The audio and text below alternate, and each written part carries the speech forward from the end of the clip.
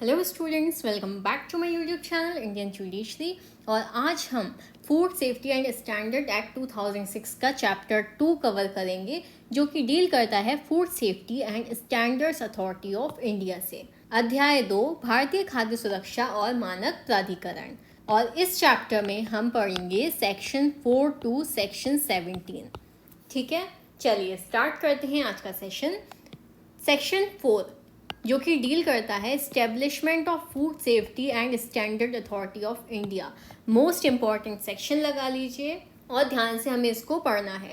भारतीय खाद्य सुरक्षा और मानक प्राधिकरण की स्थापना। Subsection 1, the central government shall by notification establish a body to be known as the food safety and standard authority of India to exercise the powers conferred on and to perform the functions assigned to it under this act। केंद्र सरकार इस अधिनियम के अधीन उसे प्रदत्त शक्तियों का प्रयोग करने और समनुदेशित तथ्यों का पालन करने के लिए भारतीय खाद्य सुरक्षा और मानक प्राधिकरण के नाम से ज्ञात एक निकाय की स्थापना करेगी। ठीक है, यहाँ पे स्टेब्लिश कौन कर रहा है food safety and standard authority of India को? सेंट्रल गवर्नमेंट कर रही है। ठीक है, ध्यान रखिएगा, सेंट्रल गवर्नमेंट स्टेब्लिश करेगी food safety and standard authority of India को। Subsection 2, the food authority shall be body corporate by the name aforesaid, having perpetual succession and a common seal with power to acquire, hold and dispose of property, both movable and immovable, and to contract, and shall by the said name sue or be sued। खाद्य प्राधिकरण पूर्वोक्त नाम से एक निगमित निकाय होगा जिसका जंगम और स्थावर संपत्ति को अर्जित करने, धारित करने और व्ययन करने और संविदा करने की शक्ति के साथ साथ शाश्वत उत्तराधिकार होगा और उसकी एक सामान्य मुद्रा होगी और वह उस नाम से वाद ला सकेगा या उसके विरुद्ध वाद लाया जा सकेगा। ठीक है, तो सबसेक्शन 2 क्या बोल रहा है कि जो फूड अथॉरिटी होगी वो एक बॉडी कॉर्पोरेट होगा, जैसा कि नाम ऊपर मेंशन किया गया है, यानी कि food safety and standard authority of India नाम का एक बॉडी कॉर्पोरेट होगा जिसका मूवेबल और इमूवेबल प्रॉपर्टीज पे परपिचुअल सक्सेशन होगा, कॉमन सील होगी उसकी, और उसके पास पावर होगी, शक्ति होगी एक्वायर करने की, उस मूवेबल या इमूवेबल प्रॉपर्टी को होल्ड करने की, उस प्रॉपर्टी को डिस्पोज करने की और उसी के नाम से कॉन्ट्रैक्ट करने की, और उसी नाम से यानी फूड सेफ्टी और स्टैंडर्ड अथॉरिटी ऑफ इंडिया, जिसे हम क्या बोलते हैं, FSSAI। ठीक है, इस नाम से वो मुकदमा कर भी सकता है और उसके खिलाफ मुकदमा किया भी जा सकता है। क्लियर है? सबसेक्शन 3 देखिए, the head office of the food authority shall be at Delhi. ठीक है, तो इसका जो हेड क्वार्टर है, जो हेड ऑफिस है, वो कहाँ होगा?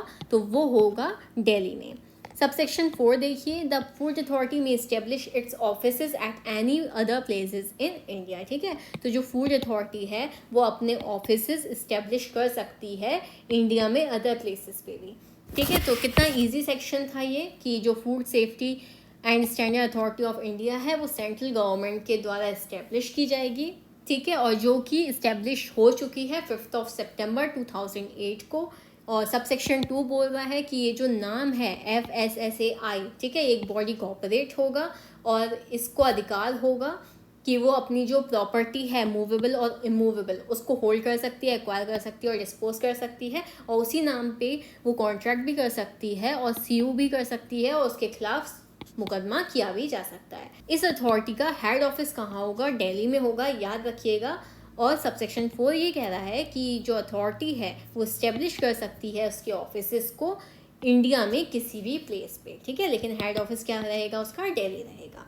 अब आ जाइए नेक्स्ट सेक्शन पे। सेक्शन 5 डील कर रहा है composition of food authority and qualification for appointment of its chairperson and other members.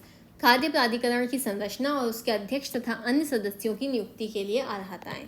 ठीक है, तो अभी हमने किसकी बात करी? एस्टेब्लिशमेंट की बात कर ली। अब हम सेक्शन 5 में देखेंगे कि फूड अथॉरिटी की क्या कॉम्पोजिशंस होंगे, उसके चेयरपर्सन और अदर मेंबर्स की अपॉइंटमेंट्स के लिए क्या क्वालिफिकेशन होंगी, यह हमें सेक्शन 5 में पढ़ना है।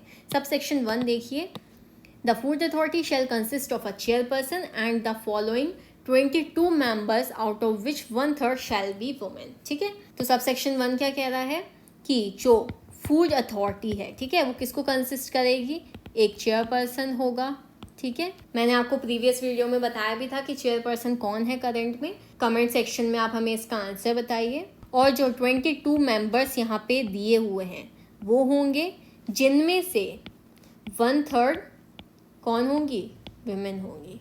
क्लियर है। अब देखिए clause A, 7 members not below the rank of Joint Secretary to the Government of India to be appointed by the central government to respectively represent the minister or departments of the central government dealing with agriculture, commerce, consumer affairs, food processing, health, legislative affairs, small scale industries, who shall be member ex officio। ठीक है, तो clause A में कितने members आ गए, 7 members आ गए। ठीक है, जो कि जॉइंट सेक्रेटरी के रैंक से नीचे के नहीं होंगे गवर्नमेंट ऑफ इंडिया के, और जो कि सेंट्रल गवर्नमेंट के द्वारा अपॉइंट किए जाएंगे। ठीक है, ये जो नीचे डिपार्टमेंट्स दिए हैं, मिनिस्ट्रीज दी हैं, उनके संबंध में। ठीक है, एग्रीकल्चर के संबंध में commerce, consumer affairs, food processing, health, legislative affairs, small scale industries, और जो कि मेंबर होंगे एक्स ऑफिशियो। ठीक है, तो 7 मेंबर्स, तो इन 22 में से 7 मेंबर्स ये हो गए। अब देख लीजिए क्लॉज बी क्या कह रहा है, 2 representatives from food industry of which one shall be from small scale industries. ठीक है, 2 रिप्रेजेंटेटिव होंगे फूड इंडस्ट्री से, और उनमें से एक जो रिप्रेजेंटेटिव होगा वो स्मॉल स्केल इंडस्ट्री का होगा। ठीक है, स्मॉल स्केल इंडस्ट्री को क्या बोलते हैं हिंदी में, खाद्य उद्योग से 2 प्रतिनिधि, जिनमें से एक लघु उद्योग से होगा। ठीक है, क्लॉज सी देख लीजिए, 2 रिप्रेजेंटेटिव्स फ्रॉम कंज्यूमर ऑर्गेनाइजेशन। ठीक है, उपभोक्ता संगठनों से 2 प्रतिनिधि होंगे। 3 एमिनेंट फूड टेक्नोलॉजिस्ट और साइंटिस्ट। ठीक है, 3 प्रख्यात खाद्य प्रौद्योगिकी विद या वैज्ञानिक होंगे। 5 members to be appointed by rotation every 3 years, one each in seriatim from the zones as specified in the first schedule to represent the states and the union territories। राज्यों और संघ राज्य क्षेत्रों का प्रतिनिधित्व करने के लिए पहली अनुसूची में विनिर्दिष्ट जोनों से एक प्रत्येक 3 वर्ष में चक्रानुक्रम से नियुक्त किए जाने वाले 5 सदस्य। स्टेट्स और यूनियन टेरिटरीज को रिप्रेजेंट करने के लिए फर्स्ट शेड्यूल में जो स्पेसिफाई किए गए हैं, उन जोनों में से एक प्रत्येक 3 वर्ष के रोटेशन में अपॉइंट किए जाने वाले 5 सदस्य। ठीक है, क्लॉज एफ देखिए, 2 persons to represent farmers organisation. ठीक है, 2 व्यक्ति उनमें से कौन से होंगे जो कि रिप्रेजेंट करेंगे फार्मर्स के ऑर्गेनाइजेशन को। कृषक संगठनों का प्रतिनिधित्व करने के लिए 2 व्यक्ति। 1 person to represent retailers organisation. ठीक है, और एक व्यक्ति उनमें से कौन सा होगा जो कि रिप्रेजेंट करेगा रिटेलर्स के ऑर्गेनाइजेशन को, यानी कि खुदरा विक्रेताओं के संगठनों का प्रतिनिधित्व करने के लिए एक व्यक्ति होगा। ठीक है, तो आप लोग ये काउंट कर लीजिएगा। ठीक है, कि ये 7 members plus 2 representative plus 2 representative plus 3 eminent, 5 members, 2 persons, 1 person, ये सारे मिलाकर हो रहे हैं 22 मेंबर्स, प्लस चेयरपर्सन अलग से अपॉइंट किया जाएगा, और जो 22 मेंबर्स होंगे उनमें से 1/3 कौन होंगे, विमेन होंगी। ठीक है, अब आ जाइए आप सबसेक्शन 2 पे। The chairperson and other members of food authority shall be appointed in such a manner so as to secure the highest standard of competence, broad range of relevant expertise, and shall represent the broadest possible geographic distribution within the country। खाद्य प्राधिकरण का अध्यक्ष और अन्य सदस्य ऐसी रीति में नियुक्त किए जाएंगे जिससे कि क्षमता के उच्चतर मानक, सुसंगत विशेषज्ञता की बेहतर रेंज सुनिश्चित की जा सके, और देश के भीतर अधिकतम संभव भौगोलिक वितरण की दृष्टि से प्रतिनिधित्व करेंगे। ठीक है, तो सबसेक्शन 2 किन 2 चीज़ों की बात कर रहा है, एक तो अपॉइंटमेंट की बात कर रहा है, प्लस क्या वो रिप्रेजेंट करेंगे उनकी बात हो रही है। ठीक है, तो चेयरपर्सन और जो अदर मेंबर्स होंगे फूड अथॉरिटी के, वो अपॉइंट किए जाएंगे। और क्यों अपॉइंटमेंट हो रहा है उनका, कि वो सिक्योर कर सके हाईएस्ट स्टैंडर्ड ऑफ कॉम्पिटेंस। ठीक है, क्षमता के हाईएस्ट स्टैंडर्ड को सिक्योर कर सके, निश्चित कर सके, और रिलेवेंट एक्सपर्टीज के ब्रॉड रेंज को वो सुनिश्चित कर सके। और रिप्रेजेंट क्या करेंगे चेयरपर्सन और अदर मेंबर्स, तो वो रिप्रेजेंट करेंगे कि कंट्री में कितना ज्योग्राफिकल डिस्ट्रीब्यूशन हो रहा है। ठीक है, उसकी जो ब्रॉडेस्ट पॉसिबिलिटी है, ठीक है, उसको रिप्रेजेंट करेंगे।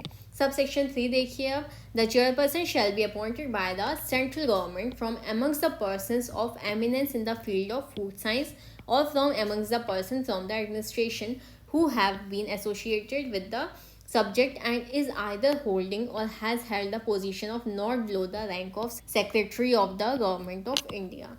केंद्र सरकार द्वारा अध्यक्ष की नियुक्ति खाद्य विज्ञान के क्षेत्र में प्रख्यात व्यक्तियों में से या प्रशासन के ऐसे व्यक्तियों में से की जाएगी जो उस विषय से संयोजित रहे हैं तथा जो भारत सरकार के सचिव से अन्यून पंक्ति का पद धारण किए हुए हैं या धारण किया है। ठीक है, तो सबसेक्शन 3 इसका क्या कह रहा है कि जो चेयरपर्सन अपॉइंट किया जाएगा वो किसके द्वारा किया जाएगा, सेंट्रल गवर्नमेंट के द्वारा किया जाएगा। ठीक है, और किन व्यक्तियों में से उस चेयरपर्सन को अपॉइंट किया जाएगा, तो उन व्यक्तियों में से जो फूड साइंस के फील्ड में रहे हैं। ठीक है, या प्रशासन के ऐसे व्यक्तियों में से अपॉइंटमेंट किया जाएगा जो उस सब्जेक्ट से यानी कि जो खाद्य वगैरह से रिलेटेड, फूड इंडस्ट्री से रिलेटेड जो सब्जेक्ट्स हैं उनसे एसोसिएटेड रहे हैं या संयोजित रहे हैं या कनेक्टेड रहे हैं। प्लस एक और चीज़ यहाँ पर इम्पॉर्टेंट आ जाती है, वो ये है कि जो चेयरपर्सन होगा जिसका अपॉइंटमेंट किया जा रहा है वो इंडियन गवर्नमेंट के जो सेक्रेटरी पद होता है उससे नीचे का नहीं होगा। ठीक है, या फिर उसने कभी ऐसा पोजीशन होल्ड की थी सेक्रेटरी रैंक की, या फिर वो होल्ड कर रहा है, लेकिन सेक्रेटरी रैंक से नीचे का पर्सन को एज अ चेयरपर्सन अपॉइंट नहीं किया जाएगा। क्लियर है। सबसेक्शन 4 देख लीजिए, ये आपका 2008 के अमेंडमेंट से आया है। The chairperson and the members, including part-time members other than the ex officio members of the Food Authority, may be appointed by the central government on the recommendation of the selection committee. खाद्य प्राधिकरण के अध्यक्ष और सदस्य जिनके अंतर्गत पदेन सदस्यों से भिन्न आशंकालिक सदस्य भी हैं, केंद्रीय सरकार द्वारा चयन समिति की सिफारिशों पर नियुक्त किए जाएंगे। तो सबसेक्शन 4 कह रहा है कि चेयरपर्सन और मेंबर्स जो कि इंक्लूड करते हैं पार्ट टाइम मेंबर्स को भी, हमने डेफिनेशन पढ़ी थी मेंबर की क्लॉज ZE में। चेयरपर्सन और मेंबर्स जो कि पार्ट टाइम मेंबर्स को भी इंक्लूड करते हैं other than the ex officio members. ठीक है, एक्स ऑफिशियो मेंबर्स को यानी जो पदेन सदस्य हैं उनको छोड़कर। अच्छा, एक्स ऑफिशियो क्या होता है? एक्स ऑफिशियो मीन्स होता है ऐसे व्यक्ति जो विशेष पद पर होने के कारण या फिर किसी विशेष स्थिति के कारण सम्मिलित हैं या फिर मान्य हैं या फिर अलाउड हैं। ठीक है, तो चेयरपर्सन और मेंबर्स जो कि इंक्लूड करता है पार्ट टाइम मेंबर्स को, एक्स ऑफिशियो मेंबर्स को छोड़कर फूड अथॉरिटी के अपॉइंट किए जा सकते हैं सेंट्रल गवर्नमेंट के द्वारा। और किसकी रिकमेंडेशन पे किए जाएंगे? सिलेक्शन कमेटी की रिकमेंडेशन पे किए जाएंगे। क्लियर है। अब देख लीजिए subsection 5, the chairperson of the food authority shall not hold any other office. ठीक है, और जो चेयरपर्सन है फूड अथॉरिटी का वो कोई अदर ऑफिस होल्ड नहीं करेगा। क्लियर है। अब आ जाइए सेक्शन 6 पे जो कि डील कर रहा है selection committee for selection of chairperson and members of food authority. खाद्य प्राधिकरण के अध्यक्ष और सदस्यों के चयन करने के लिए चयन समिति। ठीक है, अब जो चेयरपर्सन और मेंबर्स का सिलेक्शन हो रहा है, किसके मेंबर और चेयरपर्सन का? फूड अथॉरिटी के चेयरपर्सन और मेंबर का। उनके सिलेक्शन के लिए कौन होगी? एक सिलेक्शन कमेटी होगी। The central government shell for the purpose of selection of chairperson and the members other than ex officio members of the food authority constitute a selection committee consisting of. केंद्र सरकार खाद्य प्राधिकरण के अध्यक्ष और पदेन सदस्यों से भिन्न सदस्यों के चयन के प्रयोजन के लिए एक चयन समिति का गठन करेगी जो निम्नलिखित से मिलकर बनेगी। अब देखिए सिलेक्शन कमेटी। ठीक है, इसमें कौन कौन होगा? चेयरपर्सन होगा प्लस मेंबर्स होंगे, लेकिन यहाँ पे कौन सी बात हो रही है? Other than ex officio members. ठीक है, एक्स ऑफिशियो मेंबर्स को छोड़कर चेयरपर्सन और मेंबर्स के अपॉइंटमेंट के लिए, उनके सिलेक्शन के लिए किसका गठन करेगी सेंट्रल गवर्नमेंट? सिलेक्शन कमेटी का। किसका गठन हो रहा है यहाँ पे सेक्शन 6 में? सिलेक्शन कमेटी का। ठीक है, अब देख लीजिए कि जो सिलेक्शन कमेटी होगी उसके जो मेंबर्स होंगे और जो चेयरपर्सन हैं वो किन किन को कंसिस्ट कर रही है। पहले तो आपके यहाँ पे चेयरपर्सन ही हो गए। ठीक है, जो कैबिनेट सेक्रेटरी होगा वो चेयरपर्सन होगा। Secretary in charge of the ministry और the department responsible for administration of this act as the convener कौन होगा? एक मेंबर होगा। ठीक है, मंत्रिमंडल सचिव अध्यक्ष हो गया। इस अधिनियम के प्रशासन के लिए उत्तरदायी मंत्रालय या विभाग का भारसाधक सचिव संयोजक के रूप में सिलेक्शन कमेटी का एक सदस्य होगा, ठीक है। और कौन से सदस्य होंगे? Secretary in charge of ministries और department of the central government dealing with health, legislative and personnel, ठीक है। स्वास्थ्य, विधायी और कार्मिक से संबंधित केंद्रीय सरकार के मंत्रालयों या विभाग के भारसाधक सचिव सदस्य होंगे सिलेक्शन कमेटी के, ठीक है। क्लॉज डी देखिए, chairperson of the public enterprises selection board से एक मेंबर होगा। हिंदी में क्या बोलते हैं? लोक उद्यम चयन बोर्ड का अध्यक्ष सिलेक्शन कमेटी का मेंबर होगा। Clause E, an eminent food technologist to be nominated by the central government से एक मेंबर होगा सिलेक्शन कमेटी का। कोई प्रख्यात खाद्य प्रौद्योगिकीविद जो केंद्र सरकार द्वारा नाम निर्देशित किया जाएगा वो सदस्य होगा, ठीक है। तो ये सारी चीज़ें हमने क्या पढ़ी? सिलेक्शन कमेटी के चेयरपर्सन के बारे में, और बाकी ये 4 मेंबर्स कौन से डिपार्टमेंट से होंगे ये भी मेंशन किया गया है। अब आ जाते हैं हम एक्सप्लेनेशन पे, स्पष्टीकरण। For the clause E, the central government shell nominate a person from amongst person holding the post of director or the head by whatever name called of any national research or technical institution। केंद्र सरकार ऐसे व्यक्तियों में से जो राष्ट्रीय अनुसंधान या तकनीकी संस्था के निर्देशक या अध्यक्ष के पद जो किसी भी नाम से ज्ञात हो धारण किए हुए हैं किसी व्यक्ति को नाम निर्दिष्ट करेगी, ठीक है। तो क्लॉज ई के पर्पस के लिए सेंट्रल गवर्नमेंट किसी पर्सन को नॉमिनेट करेगी। किन व्यक्तियों में से नॉमिनेट करेगी? जो कि किसी नेशनल रिसर्च या टेक्निकल इंस्टीट्यूशन के हेड या डायरेक्टर की पोस्ट को होल्ड करता हो। क्लियर है? अब आ जाइए सबसेक्शन 2 पे। The central government shell with in 2 months from the date of occurrence of any vacancy by reason of death, resignation or removal of the chairperson or a member of the food authority and 3 months before the superannuation or completion of the term of office of the chairperson or any member of that authority make a reference to the selection committee for filling up the vacancy। Subsection 2 क्या बोल रहा है? केंद्र सरकार खाद्य प्राधिकरण के अध्यक्ष या किसी सदस्य की मृत्यु, उसके पद त्याग या हटाए जाने के कारण कोई रिक्ति होने की तारीख से 2 मास के भीतर और उस प्राधिकरण के अध्यक्ष या किसी सदस्य की अधिवर्षिता या पदावधि को पूरा होने के 3 मास पूर्व रिक्ति को भरने के लिए चयन समिति को निर्देश करेगी, ठीक है। अब क्या हो रहा है सबसेक्शन 2 में? वैकेंसीज कैसे आती हैं? जब किसी की डेथ हो गई हो या किसी ने रिज़ाइन दे दिया हो या फिर उसको उसके पद से हटा दिया गया हो या फिर उसका जो ऑफिस का टर्म है वो पूरा हो गया हो, ठीक है, या सुपरएनुएशन यानी रिटायरमेंट के पहले। तो सबसेक्शन 2 कह रहा है कि सेंट्रल गवर्नमेंट, देखिए यहाँ पे आपको 2 टाइमिंग दी हुई है, 2 टाइम लिमिट दी गई है। एक दी गई है विद इन 2 months और एक दी गई है बिफोर 3 months, ठीक है, टू फुलफिल वैकेंसी, ठीक है। विद इन 2 months अगर किसी व्यक्ति की डेथ हो जाती है, ठीक है, डेथ के केस में, रेजिग्नेशन के केस में और रिमूवल के केस में जो सिलेक्शन कमेटी होगी वो 2 महीने के अंदर अंदर जो पद रिक्त हो गया है उसको फुलफिल करेगी। और बिफोर 3 months अगर किसी का सुपरएनुएशन या रिटायरमेंट के 3 महीने पहले या फिर अगर किसी का जो पद है, जो टर्म है ऑफिस का, वो कंप्लीट होने वाला है तो उसके 3 महीने के पहले पहले वैकेंसी फिल करेगी। क्लियर है? चलिए अब आ जाइए सबसेक्शन 3 में। The selection committee shall finalise the selection of the chairperson and members of the food authority within 2 months from the date on which the reference is made to it. Selection committee finalise करेगी chairperson को और members को food authority के 2 महीने के अंदर से, उस तारीख से जिस दिन से रेफरेंस किया गया है वैकेंसी को फिल करने के लिए। अब देख लीजिए subsection 4। The selection committee shall recommend a panel of 2 names for every vacancy referred to it.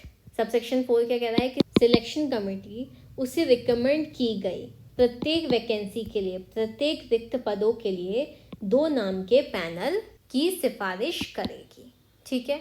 अब आ जाइए सबसेक्शन 5 पे। Before recommending any person for appointment as a chairperson or other member of the Food Authority, the selection committee shall satisfy itself that such person does not have any financial or other interest which is likely to affect prejudicially his function as a member.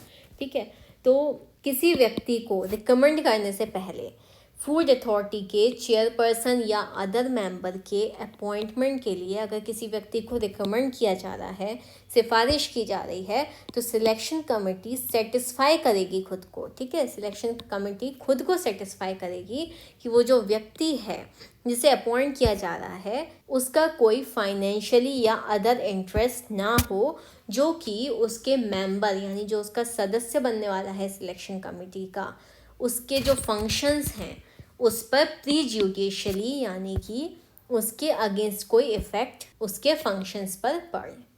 ठीक है, subsection 6 देखिए, no appointment of the chairperson or other member of the food authority shall be invalid merely by reason of any vacancy in the selection committee.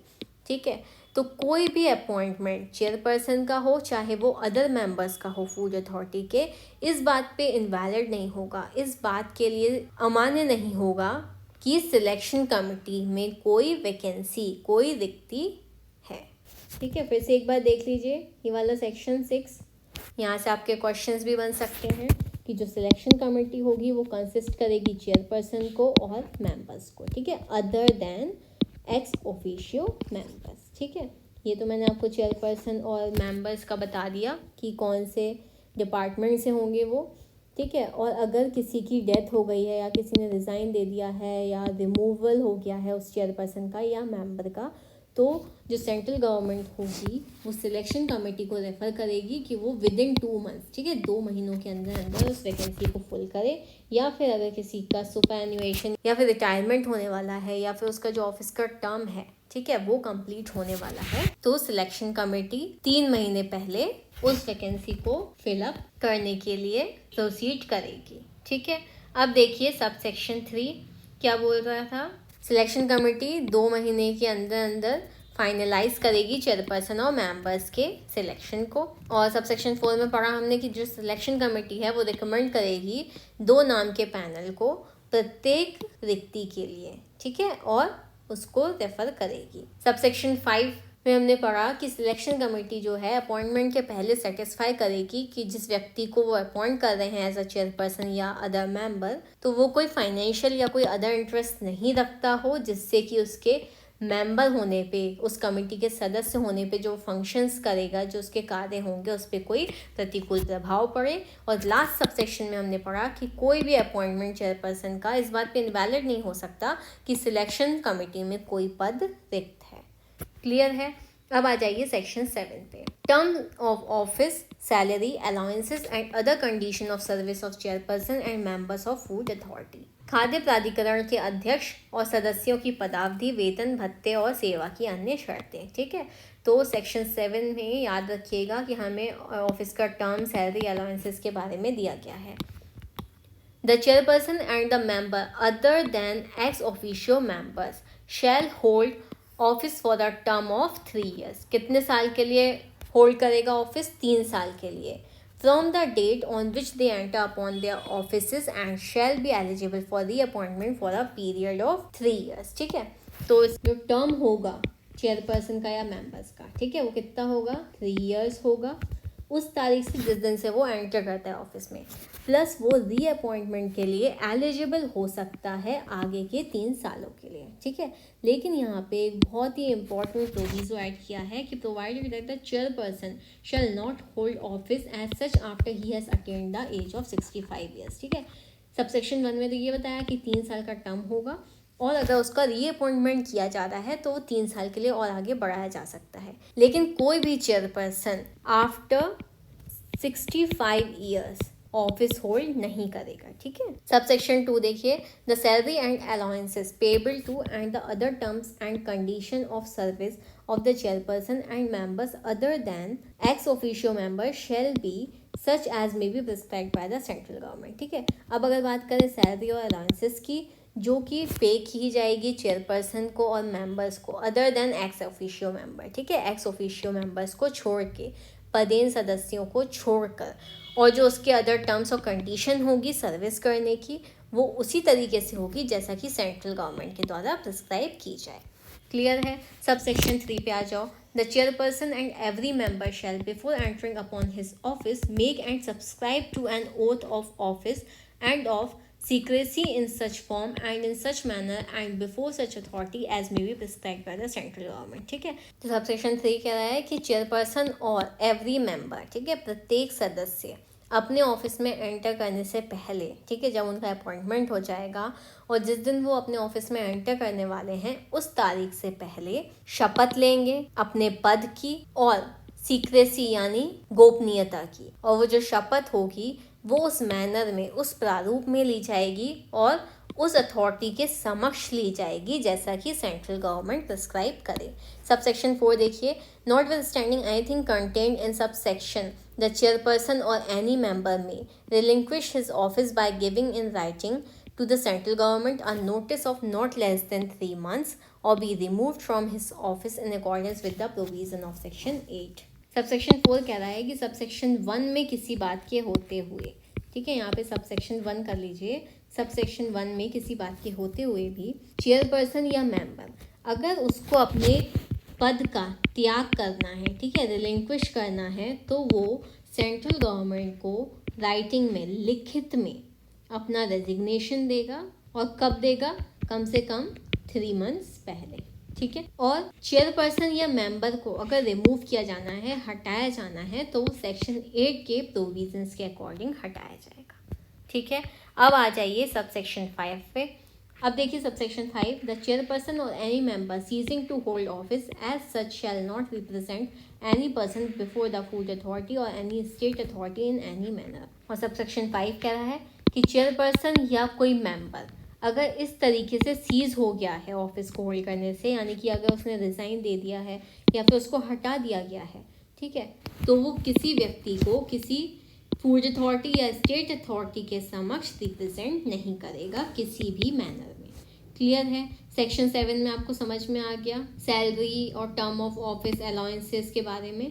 अब हम section 8 में बात करेंगे removal की। Removal of chairperson and members of food authority, खाद्य प्राधिकरण के अध्यक्ष और सदस्यों का हटाया जाना, ठीक है। अब किस मैनर में हटाया जाएगा चेयरपर्सन और मेंबर को? किसके चेयरपर्सन और मेंबर को? फूड अथॉरिटी के। सबसेक्शन 1 देखिए। Notwithstanding anything contained in subsection 1 of section 7 the central government may by order remove from office the chairperson or any other member if the chairperson or as the case may be such other member। Removal से question आ जाते हैं exam में। धारा 7 की उपधारा 1 में किसी बात के होते हुए भी केंद्र सरकार आदेश द्वारा अध्यक्ष या किसी अन्य सदस्य को पद से हटा सकेगी यदि यथास्थिति अध्यक्ष या ऐसा अन्य सदस्य, ठीक है। सेक्शन 7 के सबसेक्शन 1 में किसी बात के होते हुए सेंट्रल गवर्नमेंट आदेश के द्वारा, ठीक है, ऑर्डर के द्वारा चेयरपर्सन या किसी अदर मेंबर को उसके ऑफिस से हटा सकेगी एक या एक से अधिक ग्राउंड की वजह से। क्लॉज ए देखिए। Has been adjudged and insolvent, ठीक है, अगर वो दिवालिया हो गया है। Has been convicted of an offence which is in the opinion of central government involves moral turpitude, ठीक है। और अगर वो कन्विक्टेड है यानी दोष सिद्ध हो गया है किसी ऑफेंस के लिए जो कि सेंट्रल गवर्नमेंट के ओपिनियन में मॉरल टर्पिट्यूड को इन्वॉल्व करता है। मॉरल टर्पिट्यूड को हिंदी में क्या बोलते हैं? नैतिक अधमता का कोई अपराध करता है। Clause C. Has become physically और mentally incapable of acting as a member, ठीक है, अगर वो फिजिकली या मेंटली इनकेपेबल हो गया है एज अ मेंबर बने रहने के लिए। Clause D. Has acquired such financial और other interest as is likely to affect prejudicially his function as a member, ठीक है। अभी हमने पढ़ा था सेक्शन 6 के सबसेक्शन 5 में कि सिलेक्शन कमेटी सेटिस्फाई करेगी कि कोई भी व्यक्ति जिसे कि अपॉइंट किया जा रहा है एज अ चेयरपर्सन या फिर एज अ मेंबर वो कोई फाइनेंशियली या अदर इंटरेस्ट होल्ड ना करता हो जो कि उसके मेंबर के फंक्शंस पे प्रीजुडिशियली यानी कि प्रतिकूल प्रभाव डाले, ठीक है। सेम यही चीज़ आ गई है कि अगर कोई चेयरपर्सन या कोई मेंबर एक्वायर करता है, प्राप्त करता है कोई फाइनेंशियल या फिर अदर इंटरेस्ट जो कि उसके मेंबर होने पर जो उसके फंक्शंस हैं जो उसको परफॉर्म करने हैं उस पर प्रीजुडिशली यानी प्रतिकूल प्रभाव डाल रहा है, तो ऐसे ग्राउंड पर भी उसको रिमूव किया जा सकता है। क्लॉज ई देखिए, has so abused his position as to render his continuance in office prejudicial to the public interest. वो जो पोजीशन होल्ड कर रहा है, ठीक है, चेयरपर्सन की या फिर किसी मेंबर की, वो अपनी पोजीशन का गलत इस्तेमाल कर रहा है, ठीक है, और जिससे कि अगर वो उस पद पर कंटिन्यू रहा, ठीक है, उसका अपनी पोजीशन का गलत इस्तेमाल करने के बावजूद भी अगर उसको कंटिन्यू रखा गया तो फिर जो पब्लिक इंटरेस्ट है, लोक हित है, उसमें प्रतिकूल प्रभाव पड़ेगा। तो ये 5 ग्राउंड्स हैं, आपको बस रीड करने हैं कि कौन से ग्राउंड्स हैं जिनकी वजह से उसे रिमूव किया जा सकता है, ठीक है। और रिमूव कौन करेगा? सेंट्रल गवर्नमेंट कर सकती है आदेश के द्वारा। अब आ जाइए सबसेक्शन 2 पे। No member shall be removed under clause D and E of subsection 1 unless he has been given a reasonable opportunity of being heard in the matter. कोई भी मेंबर यानी कोई भी सदस्य को क्लॉज डी और क्लॉज ई के अंतर्गत रिमूव नहीं किया जाएगा। कौन कौन से हैं क्लॉज डी और क्लॉज ई के अंतर्गत? जब तक कि उनको रीजनेबल अपॉर्चुनिटी नहीं दी जाए सुनने की, ठीक है, सुनवाई का युक्त अवसर प्रदान नहीं किया जाए, ठीक है। तो क्लॉज डी में क्या था? अगर कोई वो फाइनेंशियल या अदर इंटरेस्ट एक्वायर कर रहा है जिससे प्रतिकूल प्रभाव पड़ रहा है उसके फंक्शंस पे, या फिर अगर वो अपने पोजीशन का गलत इस्तेमाल कर रहा है, तो इन 2 चीज़ों में उसको सुनवाई का अवसर देना ज़रूरी है। जब तक उसे सुनवाई का अवसर नहीं दिया जाएगा तब तक वो हटाया नहीं जा सकता। क्लियर है? आ जाइए सेक्शन 9 पे, जो कि डील कर रहा है officers and other employees of food authority, खाद्य प्राधिकरण के अधिकारी और अन्य कर्मचारी। अभी हमने फूड अथॉरिटी में कौन चेयरपर्सन होगा, ठीक है, मेंबर्स होंगे, उनके क्या क्वालिफिकेशन होंगी, कैसे उनका अपॉइंटमेंट होगा, ठीक है, ये सारी चीज़ें हमने पढ़ ली। अब हम फूड अथॉरिटी के ऑफिसर्स और अदर एम्प्लॉयज़ के बारे में सेक्शन 9 में पढ़ेंगे। सब सेक्शन 1 देखिए, there shall be a chief executive officer of the Food Authority, not below the rank of Additional Secretary to the Government of India, who shall be the Member Secretary of the Authority to be appointed by the Central Government. खाद्य प्राधिकरण का एक मुख्य कार्यपालक अधिकारी होगा जो भारत सरकार के अपर सचिव से नीचे की पंक्ति का नहीं होगा और जो प्राधिकरण का सदस्य सचिव होगा जिसे केंद्र सरकार द्वारा नियुक्त किया जाएगा, ठीक है। तो फूड अथॉरिटी का एक चीफ एग्जीक्यूटिव ऑफिसर होगा, ठीक है, CEO होगा, जो कि इंडियन गवर्नमेंट की जो रैंक होती है, एक पोस्ट होती है एडिशनल सेक्रेटरी की, उससे बिलो रैंक का नहीं होगा, और जो कि अथॉरिटी का मेंबर सेक्रेटरी होगा और जिसे सेंट्रल गवर्नमेंट के द्वारा नियुक्त किया जाएगा। सबसेक्शन 2 देखिए, the food authority may with the approval of central government determine the number, nature and categories of other officers and employees required to the food authority in the discharge of its function. खाद्य प्राधिकरण केंद्र सरकार के अनुमोदन से उसके कृत्यों के निर्वहन में खाद्य प्राधिकरण के लिए अपेक्षित अन्य अधिकारियों और कर्मचारियों की संख्या, प्रकृति और प्रवर्ग अवधारित कर सकेगा, ठीक है। फूड अथॉरिटी किसकी अप्रूवल से? सेंट्रल गवर्नमेंट के अप्रूवल से डिटरमाइन कर सकेगी फूड अथॉरिटी के जो अपेक्षित रिक्वायर्ड अदर ऑफिसर्स हैं और एम्प्लॉयज़ हैं उनकी नंबर यानी उनकी संख्या, नेचर और कैटेगरीज को डिटरमाइन कर सकेगी उसके फंक्शंस डिस्चार्ज करने के लिए। सबसेक्शन 3 देखिए, the salaries and allowances payable to and other condition of service of the chief executive officer, officers and other employees shall be such as may be specified by regulation by the food authority with the approval of central government. मुख्य कार्यपालक अधिकारी, अधिकारियों और अन्य कर्मचारियों को संदेय वेतन और भत्ते तथा सेवा की अन्य शर्तें वे होंगी जो खाद्य प्राधिकरण द्वारा केंद्र सरकार के अनुमोदन से विनियमों द्वारा विनिर्दिष्ट की जाएं, ठीक है। तो अब जो इनकी सैलरी और अलाउंसेस होंगे या जो उनके टर्म्स और कंडीशन होगी सर्विसेज की, किस किस की? CEO की, ठीक है, ऑफिसर्स की और एम्प्लॉयज़ की, ठीक है। तो वो होंगे इनके अलाउंसेस वगैरह जो कि सेंट्रल गवर्नमेंट के अप्रूवल से फूड अथॉरिटी के द्वारा स्पेसिफाई की जाए।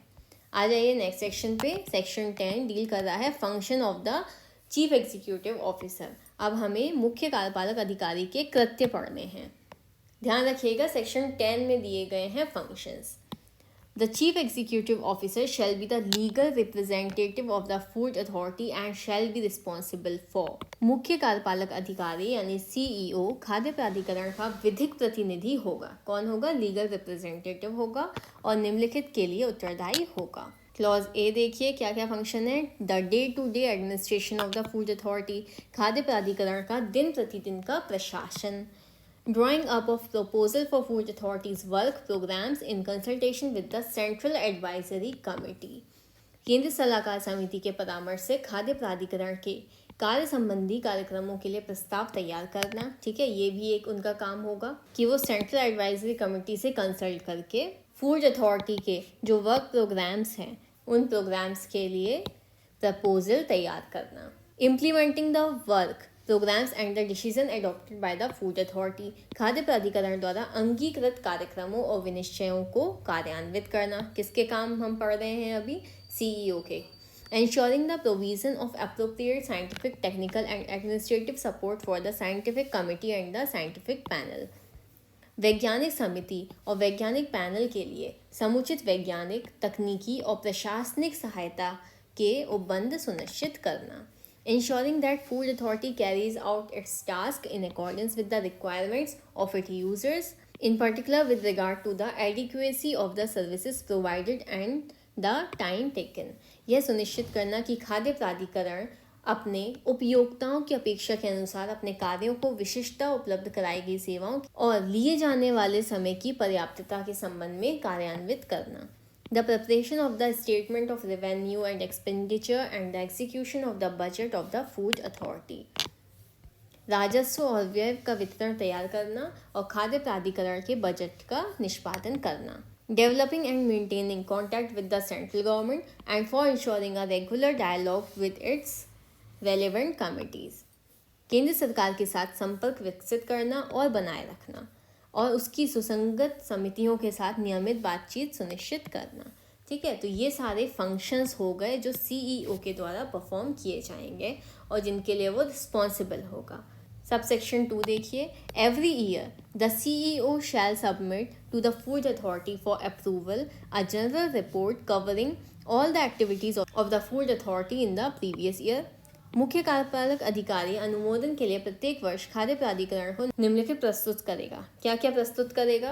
पूर्व वर्ष में, ठीक है, पिछले वर्ष में खाद्य प्राधिकरण के सभी क्रियाकलापों को सम्मिलित करते हुए एक साधारण रिपोर्ट, प्रोग्राम्स ऑफ वर्क, कार्य संबंधी कार्यक्रम, the annual account for the previous year, पूर्व वर्ष के लिए वार्षिक लेखे और the budget for the coming year, आगामी वर्ष के लिए बजट। ठीक है, ये सारी चीज़ें तैयार करेगा CEO प्रत्येक वर्ष और उसकी जो एक रिपोर्ट होगी वो फूड अथॉरिटी को सबमिट करेगा।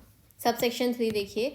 The CEO shall following adoption by the food authority forward the general report and the programmes to the central government and the state government and shall have them published. मुख्य कार्यपालक अधिकारी खाद्य प्राधिकरण द्वारा अंगीकार के पश्चात केंद्र सरकार और राज्य सरकारों को साधारण रिपोर्ट और कार्यक्रम अग्रेषित करेगा और उन्हें प्रकाशित कराएगा। ठीक है, CEO सेंट्रल गवर्नमेंट को और स्टेट गवर्नमेंट को फॉरवर्ड करेगा जनरल रिपोर्ट्स और प्रोग्राम रिपोर्ट जो कि फूड अथॉरिटी के द्वारा अडॉप्ट की गई है और उनको पब्लिश कराएगा। The chief executive officer shall approve all financial expenditure of the food authority and report on the authority's activities to the central government. मुख्य कार्यपालक अधिकारी खाद्य प्राधिकरण के सभी वित्तीय व्यय अनुमोदित करेगा और केंद्र सरकार को प्राधिकरण के क्रियाकलापों के संबंध में रिपोर्ट देगा। ठीक है, तो जो CEO होगा वो अप्रूव करेगा सभी फाइनेंशियल एक्सपेंडिचर के कितने खर्चे हुए हैं और एक रिपोर्ट सेंट्रल गवर्नमेंट को भेजेगा फूड अथॉरिटी की एक्टिविटीज से संबंधित। The Chief Executive Officer shall exercise the powers of the Commissioner of Food Safety while dealing with matters relating to food safety of such articles. मुख्य कार्यपालक अधिकारी ऐसी वस्तुओं की खाद्य सुरक्षा से संबंधित विषयों पर कार्रवाई करते समय खाद्य सुरक्षा आयुक्त की शक्तियों का प्रयोग करेगा। ठीक है, अब किसकी शक्तियों का प्रयोग कर रहा है CEO? फूड सेफ्टी के कमिश्नर की पावर को एक्सरसाइज करेगा जब वो फूड सेफ्टी से रिलेटेड मैटर्स से डील कर रहा है। सबसेक्शन 6 देखिए। The chief executive officer shall have administrative control over the officers and other employees of the food authority. मुख्य कार्यपालक अधिकारी का खाद्य प्राधिकरण के अधिकारियों और अन्य कर्मचारियों पर प्रशासनिक नियंत्रण होगा। ठीक है, तो सेक्शन 10 में हमने क्या पढ़ा, चीफ एग्जीक्यूटिव ऑफिसर्स के फंक्शन पढ़े कि वो किन चीज़ों के लिए रिस्पॉन्सिबल होगा। ठीक है, और कौन सी रिपोर्ट्स, किस बारे में रिपोर्ट्स वो सबमिट करेगा, उनके क्या पावर्स होंगे, ये सारी चीज़ें हमने सेक्शन 10 में कवर की हैं। अब आ जाइए सेक्शन 11 पे, जो कि डील कर रहा है सेंट्रल एडवाइजरी कमेटी से, केंद्रीय सलाहकार समिति। तो सेंट्रल एडवाइजरी कमेटी हमें कहाँ दिया है, सेक्शन 11 में दिया है।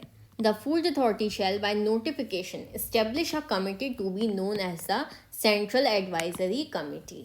खाद्य प्राधिकरण अधिसूचना द्वारा केंद्रीय सलाहकार समिति के नाम से ज्ञात एक समिति स्थापित करेगा। ठीक है, कौन कर रहा है सेंट्रल एडवाइजरी कमेटी की स्थापना, फूड अथॉरिटी कर रही है। क्लियर है। सब सेक्शन 2 देखिए, the central advisory committee shall consist of 2 members each to represent the interest of food industry, agriculture, consumers, relevant research bodies and food laboratories, and all commissioners of food safety, and the chairperson of the scientific committee shall be ex officio member. केंद्रीय सलाहकार समिति 2 सदस्यों, जिनमें से प्रत्येक खाद्य उद्योग, कृषि, उपभोक्ताओं, सुसंगत अनुसंधान निकायों और खाद्य प्रयोगशालाओं के हितों का प्रतिनिधित्व करेगा और सभी खाद्य सुरक्षा आयुक्तों से मिलकर बनेगी तथा वैज्ञानिक समिति का अध्यक्ष पदेन सदस्य होगा। ठीक है, तो सब सेक्शन 1 तो ये कह रहा था कि फूड अथॉरिटी नोटिफिकेशन के द्वारा सेंट्रल एडवाइजरी कमेटी का गठन करेगी।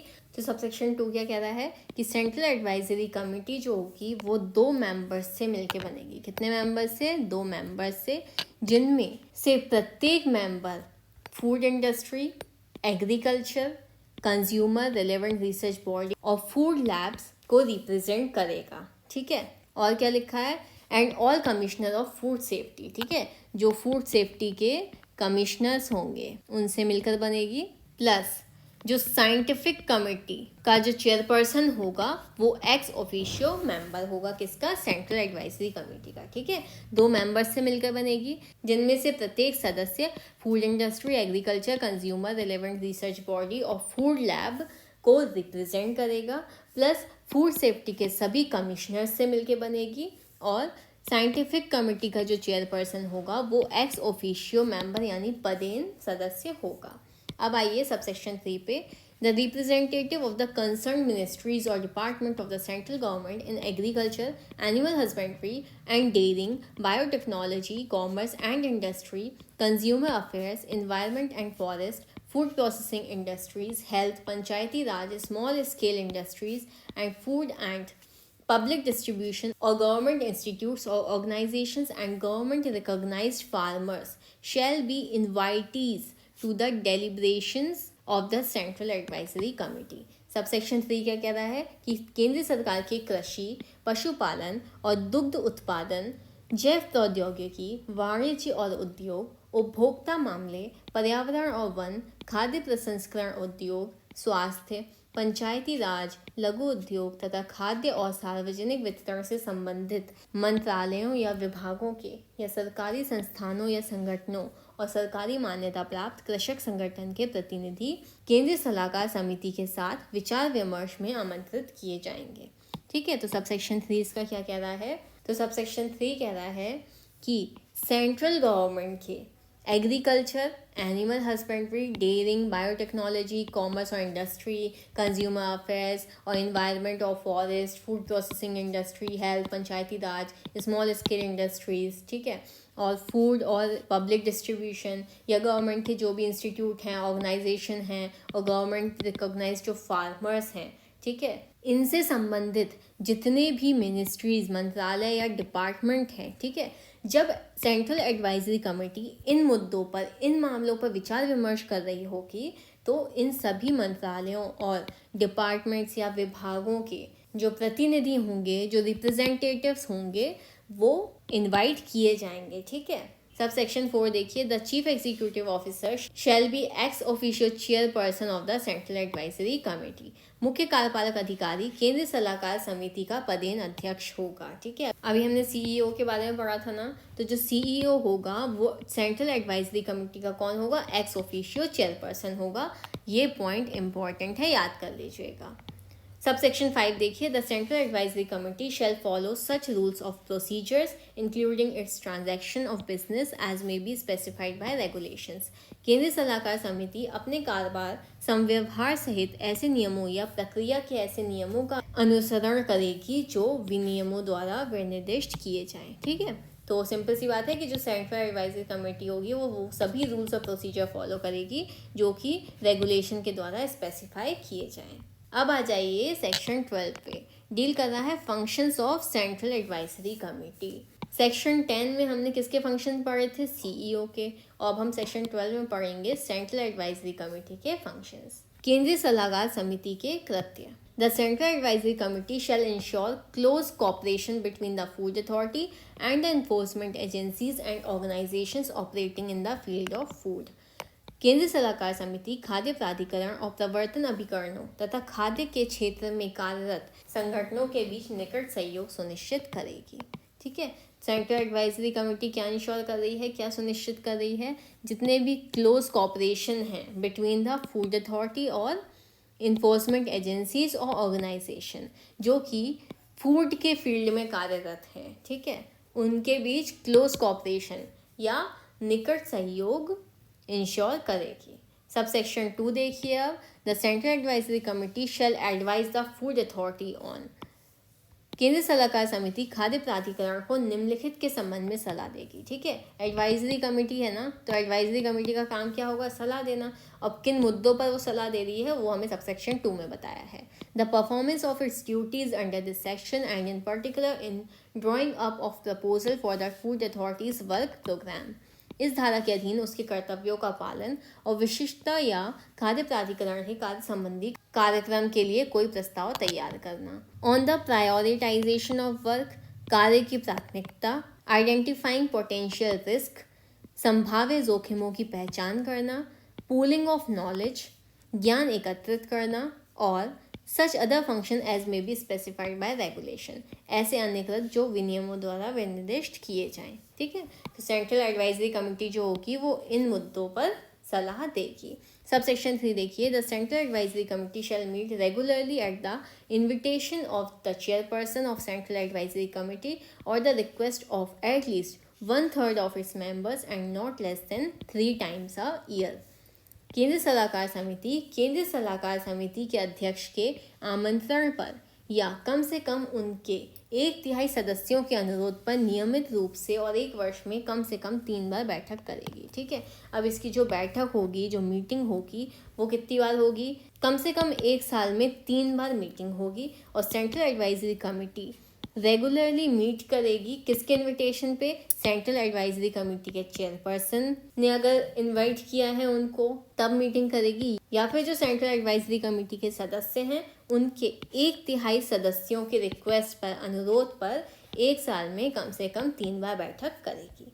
ठीक है, याद रखना आप, 1 साल में 3 बार बैठक करेगी और कम से कम कितने लोगों के अनुरोध होना चाहिए, जो सदस्य हैं उनमें से 1/3 सदस्यों का अनुरोध होना चाहिए, या फिर सेंट्रल एडवाइजरी कमेटी के जो चेयरपर्सन हैं उनके इन्विटेशन पर मीटिंग ऑर्गेनाइज होगी। यहाँ तक क्लियर है। अब आ जाइए सेक्शन 13 पे, जो कि डील कर रहा है साइंटिफिक पैनल से, वैज्ञानिक पैनल। पैनल मीन्स तो पता है ना आप लोगों को क्या होता है, कुछ व्यक्तियों का समूह होता है जो किसी पर्टिकुलर टॉपिक पे डिस्कस करते हैं। The food authority shell establish scientific panels which shall consist of independent scientific experts. खाद्य प्राधिकरण वैज्ञानिक पैनल स्थापित करेगा जो स्वतंत्र विज्ञान विशेषज्ञों से मिलकर बनेगा। ठीक है, अब साइंटिफिक पैनल का गठन कौन कर रहा है, फूड अथॉरिटी कर रही है। किसका गठन, साइंटिफिक पैनल का, जो कि किनसे मिलकर बन रहा है, इंडिपेंडेंट साइंटिफिक एक्सपर्ट से, स्वतंत्र विज्ञान विशेषज्ञों से मिलकर बनेगा साइंटिफिक पैनल।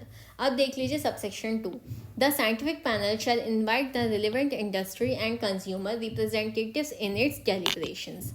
वैज्ञानिक पैनल अपने विचार विमर्श के लिए सुसंगत उद्योग और उपभोक्ता प्रतिनिधियों को आमंत्रित करेगा। किसको आमंत्रित करेगा साइंटिफिक पैनल, रिलेवेंट इंडस्ट्री को। ठीक है, उससे जो रिलेटेड इंडस्ट्रीज़ हैं उनको इनवाइट करेगा, और कंज्यूमर रिप्रेजेंटेटिव्स को इनवाइट करेगा। किस चीज़ के लिए करेगा? विचार विमर्श करने के लिए। सब सेक्शन 3 देखिए, without prejudice to the provision of subsection 1 the food authority may establish as many scientific panels as it considers necessary in addition to the panels on. उपधारा 1 के उपबंधों पर प्रतिकूल प्रभाव डाले बिना खाद्य प्राधिकरण निम्नलिखित के संबंध में उतने वैज्ञानिक पैनल स्थापित कर सकेगा जितने वह निम्नलिखित से संबंधित पैनल के अतिरिक्त आवश्यक समझे।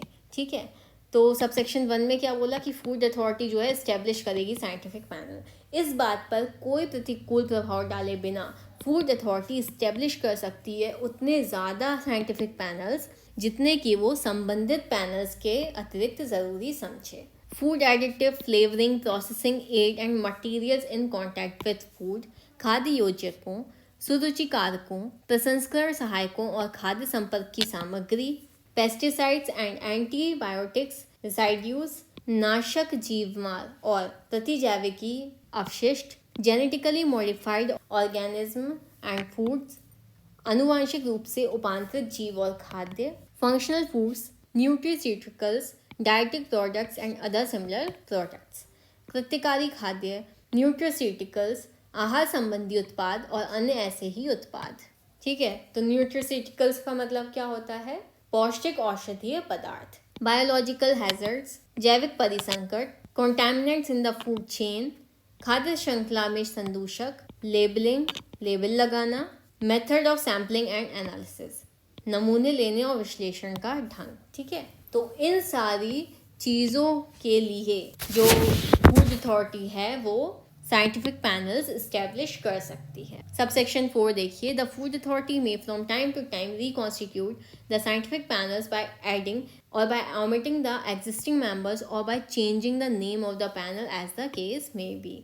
खाद्य प्राधिकरण समय समय पर यथास्थिति नए सदस्य जोड़कर या विद्यमान सदस्यों को हटाकर या पैनल के नाम में परिवर्तन करके वैज्ञानिक पैनल पुनर्गठित कर सकेगा। ठीक है, तो फूड अथॉरिटी क्या कर सकती है? समय समय पर रिकॉन्स्टिट्यूट कर सकती है साइंटिफिक पैनल को। ठीक है, दोबारा गठित कर सकती है, कुछ नए मेंबर्स को ऐड कर सकती है उनमें, और जो मेंबर्स ऑलरेडी एग्जिस्ट कर रहे हैं उस पैनल में उनको हटा सकती है या फिर पैनल का नाम चेंज करके इस तरीके से रिकॉन्स्टिट्यूट कर सकती है। अब आ जाइए सेक्शन 14 पे, जो कि डील कर रहा है साइंटिफिक कमेटी से। किससे? साइंटिफिक कमेटी से। हिंदी में हम इसको बोलेंगे वैज्ञानिक समिति। The food authority shall constitute scientific committee which shall consist of the chairperson of the scientific panels and 6 independent scientific expert not belonging और affiliated to any of the scientific panels. खाद्य प्राधिकरण वैज्ञानिक समिति गठित करेगा जो वैज्ञानिक पैनलों के अध्यक्षों और 6 स्वतंत्र विज्ञान विशेषज्ञों जो किसी वैज्ञानिक पैनल से संबंधित या जुड़े नहीं होंगे से मिलकर बनेगी। ठीक है, फूड अथॉरिटी कॉन्स्टिट्यूट किसको कर रही है? साइंटिफिक कमेटी को कर रही है, जो कि क्या क्या कंसिस्ट कर रहे हैं? एक तो हो जाएंगे उसमें चेयरपर्सन हो जाएंगे, ठीक है, साइंटिफिक पैनल्स के, प्लस 6 इंडिपेंडेंट, ठीक है, स्वतंत्र साइंटिफिक एक्सपर्ट हो जाएंगे जो कि किसी साइंटिफिक पैनल से बिलोंग नहीं करते हैं। साइंटिफिक पैनल में क्या था कि इंडिपेंडेंट साइंटिफिक एक्सपर्ट चाहिए थे फूड अथॉरिटी को, लेकिन यहाँ पे जो कमेटी है वो चेयरपर्सन को और 6 इंडिपेंडेंट साइंटिफिक एक्सपर्ट को कंसिस्ट करेगी, और ऐसे वो होंगे साइंटिफिक एक्सपर्ट्स जो कि किसी अदर साइंटिफिक पैनल से बिलोंग नहीं करते हों। सबसेक्शन 2 देखिए, the scientific committee shall be responsible for providing the scientific opinions to the food authority and shall have the powers where necessary for organising public hearings. वैज्ञानिक समिति खाद्य प्राधिकरण को वैज्ञानिक राय उपलब्ध कराने के लिए उत्तरदायी होगी और जहां आवश्यक हो उसे लोक सुनवाई का आयोजन करने की शक्ति होगी। ठीक है, तो सबसेक्शन 2 क्या कह रहा है? किस चीज़ के लिए रिस्पॉन्सिबल है साइंटिफिक कमेटी? कि वो फूड अथॉरिटी को साइंटिफिक ओपिनियंस प्रोवाइड करे और उसके पास वो सभी पावर्स होंगी जहां ज़रूरी हो कि वो ऑर्गेनाइज कर सकती है पब्लिक हियरिंग को, लोक सुनवाई को। ठीक है, ये पावर किसके पास है? साइंटिफिक कमेटी के पास है, याद कर लीजिएगा। सबसेक्शन 3 देखिए, the scientific committee shall be responsible for the general coordination necessary to ensure consistency of the scientific opinion procedure and in particular with regard to the adoption of working procedures and harmonisation of working methods of the scientific panels.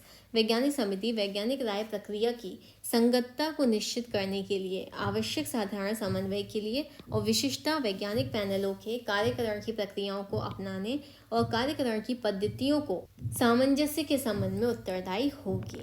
Subsection 3 क्या कह रहा है? Scientific committee जो scientific opinion का procedure होगा, ठीक है, उसकी कंसिस्टेंसी को इंश्योर करने के लिए रिस्पॉन्सिबल होगी और पर्टिकुलरली जो वर्किंग प्रोसीजर अपनाया जा रहा है साइंटिफिक पैनल के द्वारा या फिर जो वर्किंग मेथड अपनाया जा रहा है, इन दोनों चीज़ों के कोऑर्डिनेशन के संबंध में उत्तरदायी होगी। ठीक है, सबसेक्शन 4 देखिए। The scientific committee shell provide opinions on multi sectoral issues falling within the competence of more than one scientific panel and on issues which do not fall within the competence of any of the scientific panels। वैज्ञानिक समिति एक से अधिक वैज्ञानिक panel की सक्षमता के अंतर्गत आने वाले बहुक्षेत्रीय मुद्दों पर और ऐसे मुद्दों पर जो किसी भी वैज्ञानिक पैनल की सक्षमता के अंतर्गत नहीं आते हैं राय देगी।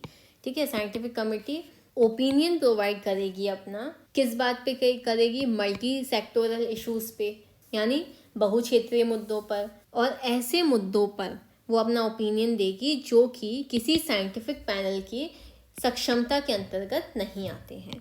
सबसेक्शन 5 देखिए। wherever necessary and particularly in the case of subjects which do not fall within the competence of any scientific panel, the scientific committee shall set up working groups and in such cases it shall draw on the expertise of those working groups when establishing scientific opinions।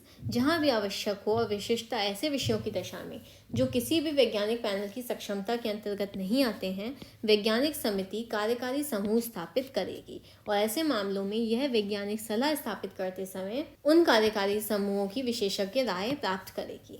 ठीक है, तो subsection 5 क्या कह रहा है कि जब भी नेसेसरी हो, पर्टिकुलर उन केसेस में, ठीक है, जो कि किसी साइंटिफिक पैनल की सक्षमता के अंतर्गत नहीं आते हैं, तो साइंटिफिक कमेटी जो होगी वो ऐसे वर्किंग ग्रुप्स बनाएगी, यानी ऐसे लोगों का समूह बनाएगी उन केसेस में उन मुद्दों पर बात करने के लिए जो किसी साइंटिफिक पैनल की सक्षमता में नहीं आते हैं और ऐसे मामलों में वैज्ञानिक सलाह, साइंटिफिक ओपिनियन इस्टेब्लिश करते समय जो वर्किंग ग्रुप उस कमेटी ने बनाया है, ठीक है, जो उसके एक्सपर्टीज़ हैं, उनकी राय प्राप्त करेगी।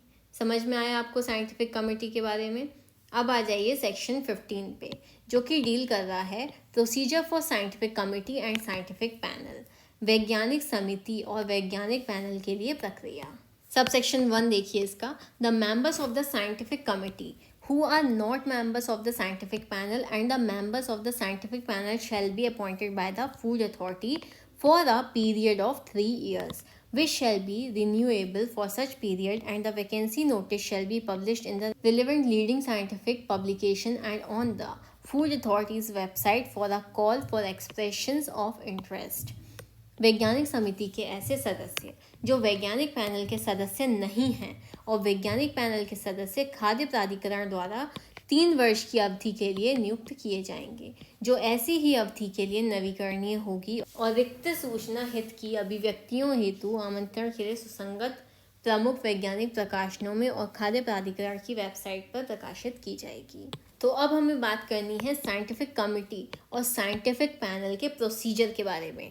ठीक है, साइंटिफिक कमेटी हमने कौन से सेक्शन में पढ़ा? सेक्शन 14 में। और साइंटिफिक पैनल के बारे में हमने पढ़ा सेक्शन 13 में। ठीक है, अब इसके प्रोसीजर की बात हो रही है कि जो साइंटिफिक कमेटी के मेंबर्स होंगे और जो साइंटिफिक पैनल के मेंबर नहीं होंगे, ठीक है, यानी कि वैज्ञानिक समिति के सदस्य जो कि साइंटिफिक पैनल के सदस्य नहीं होंगे और साइंटिफिक पैनल के सदस्य फूड अथॉरिटी के द्वारा अपॉइंट किए जाएंगे। कितने सालों के लिए? 3 साल के लिए किए जाएंगे। यहाँ पे आप इम्पोर्टेंट लगा लीजिए, यहाँ से आपका क्वेश्चन बन सकता है। और जो कि उस समय के लिए रिन्यू किए जाएंगे और इस मामले से, यानी जो रिक्त पद हैं उनको भरने के उद्देश्य से जो वैकेंसी नोटिस होगा किससे रिलेटेड? साइंटिफिक पब्लिकेशन से रिलेटेड। और जो वैकेंसी का नोटिस होगा वो पब्लिश किया जाएगा साइंटिफिक पब्लिकेशंस और फूड अथॉरिटी की जो वेबसाइट होंगी उन पर, जिससे कि जो इंटरेस्टेड हैं, ठीक है, उनको इनवाइट किया जा सके।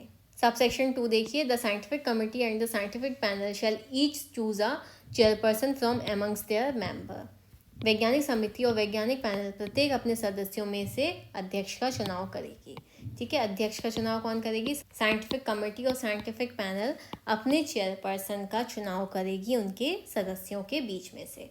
सबसेक्शन 3 देखिए, the scientific committee and the scientific panel shall act by a majority of their members and the views of the member shall be recorded. वैज्ञानिक समिति और वैज्ञानिक पैनल अपने सदस्यों के बहुमत से कार्य करेंगे और सदस्यों की रायों को लेखबद्ध किया जाएगा। ठीक है, किसके अकॉर्डिंग काम करेंगे साइंटिफिक कमेटी और साइंटिफिक पैनल? जो उनके मेंबर्स की मेजॉरिटी होगी, जो बहुमत होगा, उसके हिसाब से काम करेंगे और जो व्यूज़ हैं उनके सदस्यों के, ठीक है, वो रिकॉर्ड किए जाएंगे। सब सेक्शन 4 देखिए, the procedure for the operation and cooperation of the scientific committee and the scientific panel shall be specified by regulations. वैज्ञानिक समिति और वैज्ञानिक पैनल के प्रचालन और सहयोग के लिए प्रक्रिया विनियमों द्वारा निर्दिष्ट की जाएगी। ठीक है, सबसेक्शन 4 कह रहा है कि साइंटिफिक कमेटी और साइंटिफिक पैनल के ऑपरेशन और कोऑपरेशन के लिए, प्रचालन और सहयोग के लिए जो प्रोसीजर होगा वो रेगुलेशंस के द्वारा स्पेसिफाई किया जाएगा। अब आ जाइए सबसेक्शन 5 पे। These procedures shall relate in particular to. ये प्रक्रियाएं विशिष्ट रूप से निम्नलिखित के संबंध में होगी। ठीक है, अब जो प्रोसीजर है वो किसके संबंध में होगा? तो ये सारे क्लॉसेस में हमें उससे रिलेटेड मैटर्स दिए हैं। The number of times that a member can serve consecutively on a scientific committee और साइंटिफिक पैनल। जितनी बार कोई सदस्य किसी वैज्ञानिक समिति या वैज्ञानिक पैनल में निरंतर रूप से सेवा कर सकता है, उसकी संख्या। ठीक है, clause B, the number of members in each scientific panel. प्रत्येक वैज्ञानिक पैनल में सदस्यों की संख्या। The procedure for reimbursing the expenses of members of the scientific committee and the scientific panel. वैज्ञानिक समिति और वैज्ञानिक पैनल के सदस्यों के व्ययों की प्रतिपूर्ति करने के लिए प्रक्रिया। The members in which task and request for scientific opinions are assigned to scientific committee and the scientific panel. वह रीति जिसमें वैज्ञानिक राय के लिए कार्य और अनुरोध वैज्ञानिक समिति और वैज्ञानिक पैनल को समानुदेशित किए जाते हैं। The creation and organisation of the working group of scientific committee and the scientific panel and the possibility of external experts being included in those working groups. वैज्ञानिक समिति और वैज्ञानिक पैनल के कार्यकारी समूहों का सृजन और आयोजन और उन कार्यकारी समूहों में सम्मिलित किए जाने के लिए बाह्य विशेषज्ञों की संभाव्यता। The possibility of observers being invited to meeting of the scientific committee and the scientific panel. वैज्ञानिक समिति और वैज्ञानिक पैनल में संप्रेषकों को आमंत्रित किए जाने की संभावना। The possibility of organising public hearings. लोक सुनवाई की व्यवस्था करने की संभावना। Quorum of the meeting notice, agenda of the meeting and such other matters. अधिवेशन का कोरम, अधिवेशन की सूचना, अधिवेशन का कार्यरत और ऐसे अन्य विषय। ठीक है, तो सबसेक्शन 5 क्या है कि जो प्रोसीजर्स होंगे वो इन मैटर्स से रिलेटेड होंगे। क्लियर है यहाँ तक आप लोगों को? अब आ जाइए सेक्शन 16 पे, जो कि डील कर रहा है duties and function of food authority.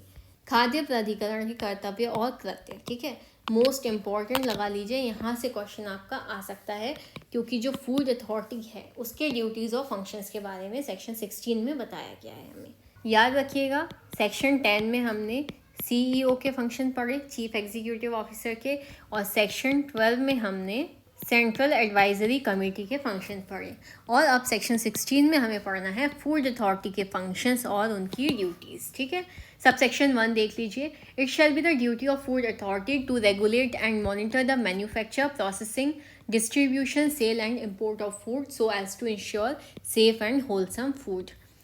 खाद्य प्राधिकरण का यह कर्तव्य होगा कि वह खाद्य के विनिर्माण, प्रसंस्करण, वितरण, विक्रय और आयात को विनियमित करे और उसकी मॉनिटरी करे, जिससे कि सुरक्षित और स्वास्थ्यप्रद खाद्य सुनिश्चित किया जा सके। ठीक है, अब बताइए, ये कोई ड्यूटी याद रखने वाली ड्यूटी है फूड अथॉरिटी की? जब फूड अथॉरिटी इस्टेब्लिश की गई है तो किस लिए की गई है? उसकी ये ड्यूटी बनती है कि जो भी खाद्य पदार्थ बनाए जा रहे हैं, जो उनका मैन्युफैक्चर हो रहा है, उनकी प्रोसेसिंग है, उसका डिस्ट्रीब्यूशन, सेल, इंपोर्ट, ये सारी चीज़ों को वो मॉनिटर करे और उनको रेगुलेट करे और सेफ और होलसम फूड इंश्योर कर सके। सबसेक्शन 2 देखिए, without prejudice to the provision of subsection 1 the food authority may by regulations specify. Subsection 1 के उपबंधों पर प्रतिकूल प्रभाव डाले बिना खाद्य प्राधिकरण विनियमों द्वारा निम्नलिखित निर्दिष्ट कर सकेगा। ठीक है, यानी कि ये जो सबसेक्शन 1 में ड्यूटी बताई गई है, इस पर कोई भी प्रतिकूल प्रभाव डाले बिना रेगुलेशन के द्वारा वो क्या चीज़ें स्पेसिफाई कर सकेगा, ये हमें क्लॉजेस में बताई हैं. The standard and guidelines in relation to article of food and specifying an appropriate system for enforcing various standards notified under this act. खाद्य पदार्थों के संबंध में मानक और मार्गदर्शक सिद्धांत और इस अधिनियम के अधीन अधिसूचित विभिन्न मानकों के प्रवर्तन के लिए समुचित प्रणाली विनिर्दिष्ट करना.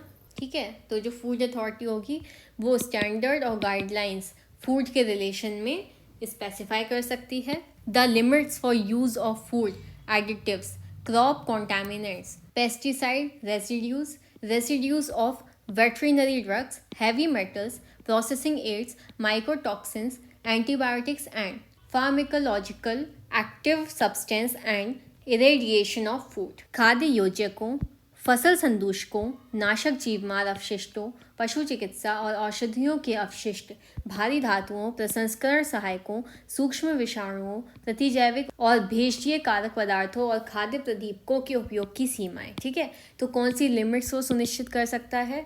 कौन? Food authority. फूड एडिटिव से रिलेटेड क्रॉप कॉन्टामिनेंट्स जो हैं, ठीक है, पेस्टिसाइड रेसिड्यूज और veterinary drugs, heavy metal, processing aid, ये सारी चीज़ों के जो लिमिट्स हैं, ठीक है, कितने लिमिट तक किसी फूड में वो यूज़ करना है, उसकी लिमिट कौन डिसाइड कर सकेगा? Food authority. Clause C, the mechanism and guidelines for accreditation of certification bodies engaged in certification of food safety management system for food business. खाद्य कारोबार के लिए खाद्य सुरक्षा संबंध प्रणाली के प्रमाणन में लगे प्रमाणन निकायों के प्रत्यायन के लिए तंत्र और मार्गदर्शक सिद्धांत. ठीक है, तो जो फूड बिजनेस है उसके लिए जो फूड सेफ्टी मैनेजमेंट सिस्टम है उससे इंगेज्ड जितनी भी सर्टिफिकेशन बॉडीज़ हैं उनके एक्रीडिएशन के लिए गाइडलाइंस और मैकेनिज्म को सुनिश्चित कर सकेगा. Clause D, the procedure and the enforcement of quality control in relation to any article of food imported into India. भारत में आयातित किसी खाद्य पदार्थ के संबंध में क्वालिटी नियंत्रण की प्रक्रिया और प्रवर्तन. Clause E, the procedure and guidelines for accreditation of labs and notification of the accredited laboratories. प्रयोगशालाओं के प्रत्यायन और प्रत्यायित प्रयोगशालाओं की अधिसूचना के लिए प्रक्रिया और मार्गदर्शक सिद्धांत. The method of sampling, analysis and exchange of information among enforcement authorities. नमूने लेने, विश्लेषण और प्रवर्तन प्राधिकारियों के बीच सूचना के आदान प्रदान का ढंग. Conduct survey of enforcement and administration of this act in this country. देश में इस अधिनियम के प्रवर्तन और प्रशासन का सर्वेक्षण करना. Food labelling standards including claims on health, nutrition, special dietary uses and food category system for food. खाद्य लेबल लगाने संबंधी मानक जिसके अंतर्गत खाद्य के लिए स्वास्थ्य, पोषण, विशेष आहार उपयोगों और खाद्य प्रवर्तक प्रणालियों पर दावे भी हैं, ये सारी चीज़ें भी स्पेसिफाई कर सकेगा. The manner in which and procedure subject to which risk analysis, risk assessment, risk communication and risk management shall be undertaken. वह रीति जिसमें और वह प्रक्रिया जिसके अधीन रहते हुए जोखिम विश्लेषण, जोखिम निर्धारण, जोखिम संसूचना और जोखिम प्रबंध किया जाएगा. तो ये सारी चीज़ें जो हैं वो फूड अथॉरिटी सबसेक्शन 1 पे कोई भी प्रतिकूल प्रभाव डाले बिना स्पेसिफाई कर सकेगी और इनके रिगार्डिंग कोई रेगुलेशन बना सकेगी. सबसेक्शन 3 देखिए, the food authority shall also provide scientific advice and technical support to the central government and the state government in matter of framing the policy and rules in areas which have a direct और indirect bearing on food safety and nutrition. खाद्य प्राधिकरण निम्नलिखित कार्य भी करेगा. ठीक है, ये सारी चीज़ें तो करेगा ही, साथ में और भी जो कार्य हैं वो भी करेगा. उन क्षेत्रों में जो खाद्य सुरक्षा और पोषण से प्रत्यक्ष या अप्रत्यक्ष संबंध रखते हैं, नीति और नियम बनाने के विषय में केंद्र सरकार और राज्य सरकारों को वैज्ञानिक सलाह और तकनीकी समर्थन देना. ठीक है, तो वो जो एरियाज़ हैं जो कि डायरेक्टली या इनडायरेक्टली संबंध रखते हैं किससे? फूड सेफ्टी और न्यूट्रिशन से. तो ऐसे में जो रूल्स बनाए जाएंगे, जो पॉलिसीज़ बनाई जाएंगी, उनमें सेंट्रल गवर्नमेंट और स्टेट गवर्नमेंट को साइंटिफिक एडवाइस और टेक्निकल सपोर्ट देगा. Search, collect, collate, analyze and summarize relevant scientific and technical data particularly relating to विशिष्टता निम्नलिखित से संबंधित सुसंगत वैज्ञानिक और तकनीकी आंकड़ों को ढूंढना, उनका संग्रहण करना, उन्हें मिलाना, उनका विश्लेषण करना तथा उन्हें संक्षिप्त करना. Food consumption at the exposure of individuals to risk related to the consumption of food, खाद्य उपभोग और व्यष्टियों का खाद्य के उपभोग से संबंधित जोखिमों के प्रति उद्भासन, incidence and prevalence of biological risk, जैविक जोखिम की घटना और उनकी विद्यमानता, कॉन्टैमिनेंट इन फूड, खाद्य में संदूषक, रेसिड्यूज ऑफ वेरियस कॉन्टैमिनेंट्स, विभिन्न संदूषकों के अवशिष्ट, आइडेंटिफिकेशन ऑफ इमर्जिंग रिस्क, सामने आने वाले जोखिमों की पहचान करना, introduction of rapid alert system और द्रुत सतर्क प्रणाली आरंभ करना। ठीक है, तो सबसेक्शन 3 क्या बोल रहा है कि जो फूड अथॉरिटी है वो साइंटिफिक एडवाइस प्रोवाइड करेगी और टेक्निकल सपोर्ट देगी किसको, सेंट्रल गवर्नमेंट को और स्टेट गवर्नमेंट को, जब वो कोई पॉलिसी या रूल्स बना रहे हैं उन क्षेत्रों के लिए, उन एरियाज़ के लिए जो कि डायरेक्टली या इनडायरेक्टली फूड सेफ्टी और न्यूट्रिशन से रिलेटेड हैं। साइंटिफिक और टेक्निकल डेटा जो कि रिलेटेड है पर्टिकुलरली इन सब चीज़ों से, उनको उनकी खोज करेगी, कलेक्ट करेगी, उनको मिलाएगी, एनालाइज करेगी और समराइज करेगी। ठीक है, क्लॉज सी देखिए, promote, coordinate and issue guidelines for the development of risk assessment methodologies and monitor and conduct and forward messages on the health and nutritional risk of food to the central government, state government and commissioner of food safety। खंडगाह कह रहा है कि जोखिम निर्धारण पद्धतियों का संवर्धन, समन्वय और उसके विकास के लिए दिशा निर्देश जारी करना तथा उनकी मॉनिटरिंग करना और उनका संचालन करना और केंद्र सरकार, राज्य सरकारों और खाद्य सुरक्षा आयुक्तों को स्वास्थ्य और खाद्य के पोषण संबंधी जोखिमों पर संदेश अग्रेषित करना। तो ये फूड अथॉरिटी की ड्यूटी होगी कि वो किस किस को, सेंट्रल गवर्नमेंट को, स्टेट गवर्नमेंट को और फूड सेफ्टी के जो कमिश्नर्स हैं उनको फूड के न्यूट्रिशनल रिस्क और हेल्थ के बारे में मैसेज फॉरवर्ड करे। ठीक है, और जो रिस्क असेसमेंट है उनके डेवलपमेंट के लिए गाइडलाइंस इशू करे। क्लॉज डी देखिए आप, provide scientific and technical advice and assistance to the central government and the state government in implementation of crisis management procedures with regard to food safety and to draw up a general plan for crisis management and work in close cooperation with the crisis unit set up by the central government in this regard. खंड घ देखिए, खाद्य सुरक्षा के संबंध में संकटकालीन प्रबंध प्रक्रियाओं के कार्यान्वयन में केंद्रीय सरकार और राज्य सरकारों को वैज्ञानिक और तकनीकी सलाह देना और उनकी सहायता करना और इस संबंध में केंद्रीय सरकार द्वारा स्थापित संकटकालीन एकक के साथ निकट सहयोग से संकटकालीन प्रबंध और कार्य के लिए साधारण योजना बनाना। ये किसकी ड्यूटी होगी? फूड अथॉरिटी की ड्यूटी होगी। जो फूड अथॉरिटी होगी वो प्रोवाइड करेगी साइंटिफिक और टेक्निकल एडवाइस और असिस्टेंस। ठीक है, वैज्ञानिक और तकनीकी एडवाइस यानी सलाह और असिस्टेंस मीन्स सहायता प्रोवाइड करेगी किसको? सेंट्रल गवर्नमेंट को और स्टेट गवर्नमेंट को। ठीक है, किस चीज़ के लिए वो प्रोवाइड करेगी एडवाइस और असिस्टेंस? कौन? Food authority. किस चीज़ के लिए एडवाइस और असिस्टेंट प्रोवाइड करेगी? क्राइसिस मैनेजमेंट प्रोसीजर, संकटकालीन प्रबंध प्रक्रियाओं के इम्प्लीमेंटेशन के लिए, उसके क्रियान्वयन के लिए, फूड सेफ्टी से रिलेटेड। ठीक है, तो फूड सेफ्टी से रिलेटेड जो क्राइसिस मैनेजमेंट प्रोसीजर है उसको इम्प्लीमेंट करने के लिए फूड अथॉरिटी साइंटिफिक और टेक्निकल एडवाइस और असिस्टेंस सेंट्रल गवर्नमेंट और स्टेट गवर्नमेंट को प्रोवाइड करेगी और एक जनरल प्लान ड्रॉ करेगी क्राइसिस मैनेजमेंट के लिए। और इस संबंध में सेंट्रल गवर्नमेंट द्वारा स्थापित क्राइसिस यूनिट के साथ क्लोज कोऑपरेशन, क्राइसिस मैनेजमेंट और वर्क, ठीक है, संकटकालीन प्रबंध और कार्य के लिए एक जनरल प्लान ड्रॉ करें। ठीक है, आ जाइए क्लॉज ई पे। Establish a system of network of organisation with the aim to facilitate a scientific cooperation framework by the coordination of activities, the exchange of information, the development and implementation of joint projects, the exchange of expertise and best practices in the field within the food authority's responsibility। खाद्य प्राधिकरण के उत्तरदायित्व के अंतर्गत आने वाले क्षेत्रों में कार्यकलापों के समन्वय, सूचना के आदान प्रदान, संयुक्त परियोजनाओं के विकास और कार्यान्वयन, विशेषज्ञता का आदान प्रदान और उन क्षेत्रों में सर्वोत्तम व्यवहारों द्वारा वैज्ञानिक सहयोग की रूपरेखा को सुकर बनाने के उद्देश्य से संगठन की नेटवर्क प्रणाली स्थापित करना। ठीक है, और क्लॉज ई कह रहा है कि फूड अथॉरिटी के रिस्पॉन्सिबिलिटी के अंतर्गत आने वाले क्षेत्रों, ठीक है, एक्टिविटीज़ के कोऑर्डिनेशन, ठीक है, इंफॉर्मेशन को एक्सचेंज करने के लिए, जो जॉइंट प्रोजेक्ट्स हैं उनके इम्प्लीमेंटेशन और डेवलपमेंट के लिए,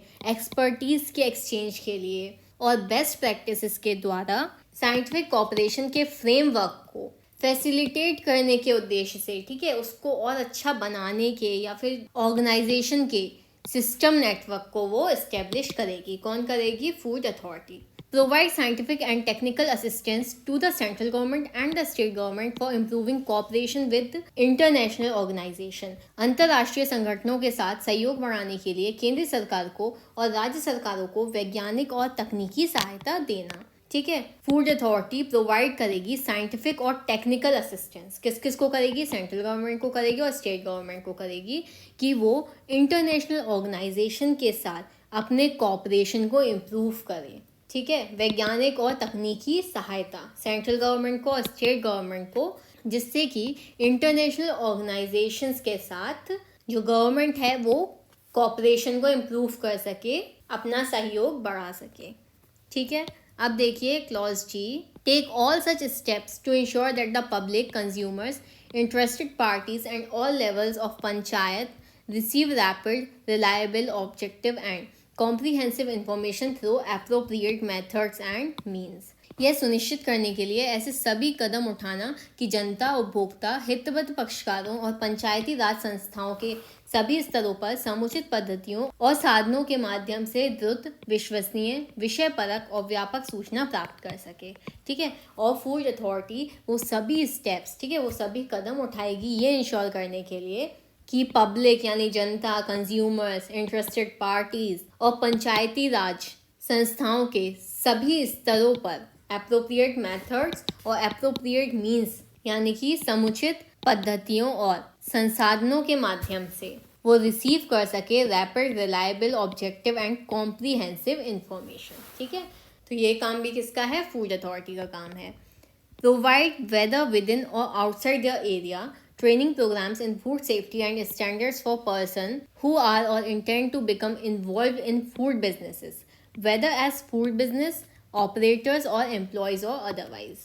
उनके क्षेत्र के अंतर्गत आने वाले या ऐसे बाह्य व्यक्तियों को जो खाद्य कारोबार में अंतर्वलित हैं या होने के लिए आश्रित हैं, चाहे वह खाद्य कारोबार करता या कर्मचारी के रूप में या अन्यथा कार्य करते हैं, खाद्य सुरक्षा और मानकों में प्रशिक्षण कार्यक्रम उपलब्ध कराना। ठीक है, तो फूड अथॉरिटी प्रोवाइड करेगी उनके एरिया के बाहर या एरिया के अंदर ऐसे ट्रेनिंग प्रोग्राम्स को ऑर्गेनाइज करेगी फूड सेफ्टी को लेकर और उसके स्टैंडर्ड को लेकर उन व्यक्तियों के लिए जो कि फूड बिजनेस में, ठीक है, खाद्य कारोबार में इन्वॉल्व हैं या फिर इन्वॉल्व होना चाहते हैं, चाहे वो फूड बिजनेस ऑपरेटर हो या फिर एम्प्लॉय हो या कोई और हो। ठीक है, तो उनके लिए ट्रेनिंग प्रोग्राम्स भी करवाएगी। Clause I, undertake any other task assigned to it by the central government to carry out the object of this act।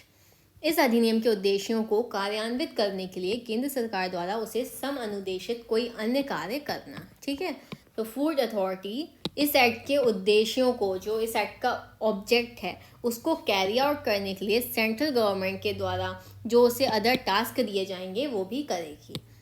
Contribute to the development of international technical standards for food, sanitary and phytosanitary standards।